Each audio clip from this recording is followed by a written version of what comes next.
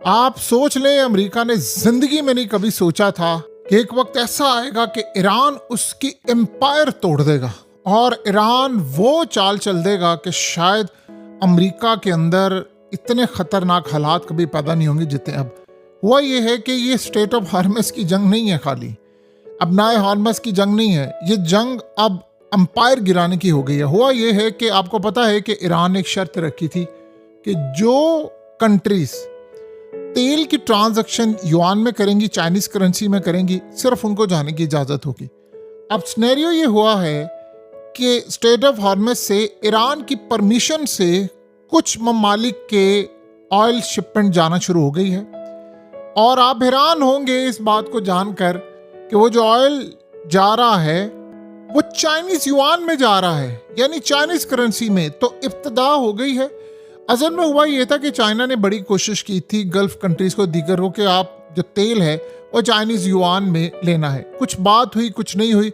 अब petro dollar में अगर ट्रेडिंग नहीं होगी तो अमेरिका की तो सारी एम्पायर खत्म हो जाएगी। ट्रम्प को किसी बात का इतना खतरा नहीं है कि वो ये जंग हार रहा है, उसके फौजी अड्डे तबाह हो रहे हैं, उसके जहाज गिर रहे हैं, फलाना हो रहा है, ये हो रहा है, वो हो रहा है। उसको इस बात की कोई परवाह नहीं है। उसको परवाह इस बात की है अमेरिकी एम्पायर इस वक्त खतरे में आ जाएगी अगर डॉलर को कुछ और अब वो होना शुरू हो गया।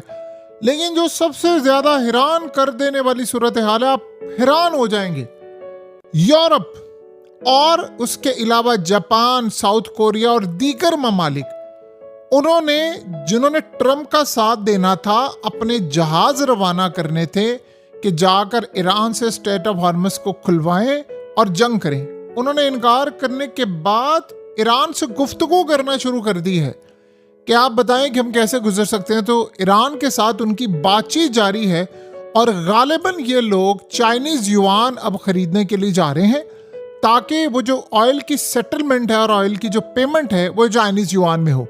असल में ट्रम्प का कोई साथ नहीं दे रहा और स्टेट ऑफ हार्मस खुलवाने के लिए ट्रम्प के पास कोई प्लान नहीं है। जिसे होता है ना कि कोई एक आधा प्लान हो आपके पास, आप समझते हैं कि ये काम हो जाए। इससे आपको पता है चाइनीज युआन की वजह से पूरी की पूरी फाइनेंशियल मार्केट तितर बितर होने के लिए जा रही है, शॉर्ट टर्म में तो लाजमी।